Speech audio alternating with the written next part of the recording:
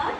இன்றைக்கு நாம் தியானிக்க போற வசனம் என்னன்னா நீதிமொழிகள் 1ஆம் அதிகாரம் 25லிருந்து 26 வரை. என் ஆலோசனை எல்லாம் நீங்கள் தள்ளி என் கடிந்து கொள்ளுதலை வெறுத்தீர்கள்.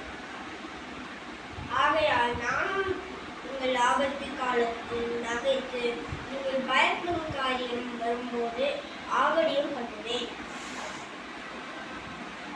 சாலமோன் ராஜா நம்ம கிட்ட என்ன சொல்றாருன்னா, என்னோட ஆலோசனை எல்லாமே நீங்க தள்ளி, நான் அன்பா சொல்லும் போது கேட்க மாட்டீங்க, நான் கோபமா சொல்லும் போது கேட்க மாட்டீங்க, அது நீங்க வெறுத்தீங்க.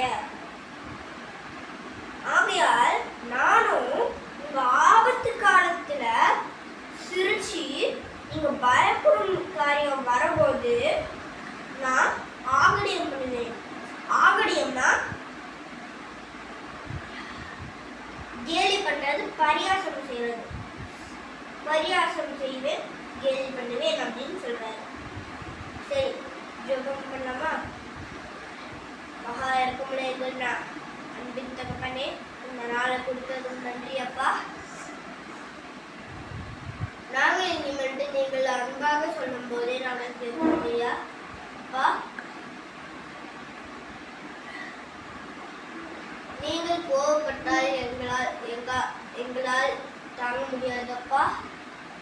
இந்த வீடியோவை பார்ப்பவர்களும் அவங்க அப்பா அம்மா பேச்சை கேட்க வேண்டும், ஆசிரியர்கள் பேச்சை கேட்க வேண்டும். பெரியவங்க என்ன நல்லதை சொன்னாலும் அதை கேட்க வேண்டும் அப்பா.